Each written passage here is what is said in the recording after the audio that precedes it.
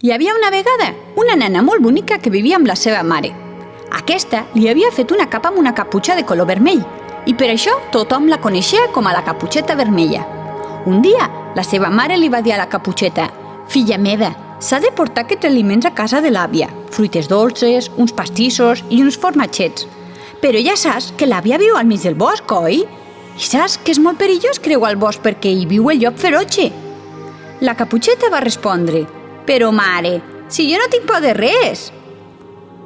La Caputxeta va agafar el cistell i va marxar camí a casa la seva àvia. Tenia que travessar el bosc per arribar a casa seva, però no li feia por perquè allà sempre hi trobava molts amics. Els ocells, els esquirols, les papallones... La Caputxeta va començar a agafar unes floretes que s'anava trobant. La la la la la la, la la la la la la... I de sobte es va trobar el llop feroce. El llop li va preguntar: «On vas, nena eixerida?» La Caputxeta, fent-se la valenta, li va dir: «Vaig a veure la meva àvia, que viu al mig del bosc, i no et pensis que em fas por, llop pelut!»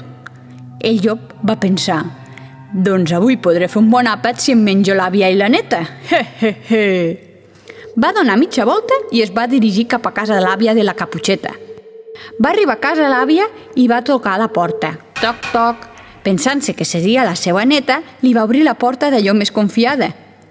De cop, el llop feroce va saltar sobre d'ella i en un tres i no res se la va cruspir. Llavors el llop va agafar la seva còfia, es va posar les seues ulleres i es va posar dins del llit, tapat fins al nas, a esperar que arribés la Caputxeta. Al cap d'una estona, la Caputxeta va arribar a casa de l'àvia i va veure que la porta estava mig oberta. Va entrar, llavors va veure la seva àvia tombada al llit. «Ai, àvia, què fas al llit?» «Àvia, quins ulls més grossos que tens!» «Són per veure't millor, Caputxeta», va contestar el llop amb una veu trencada. «Àvia, quines orelles més grosses que tens!» «Són per sentir-te millor, Caputxeta». «Àvia, quines dents més grosses que tens!» «Són per menjar-te millor!» I pronunciant aquestes paraules, el llop va fer un salt del llit i es va tirar a sobre de la Caputxeta i després d'una llarga baralla se la va menjar. Sort que per allà a prop hi passava un caçador que en sentir els crits de la Caputxeta va decidir anar a veure què passava. Quan va trobar la porta oberta, tot tirat pel terra i el llop estirat a sobre el llit amb una panxa molt grossa, va endevinar el que li havia passat i amb un ganivet va obrir la panxa del llop. I sabeu què hi va trobar? Doncs a la Caputxeta i a la seva àvia.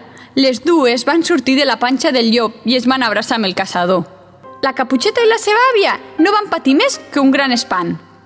Però la Caputxeta havia pres la lliçó.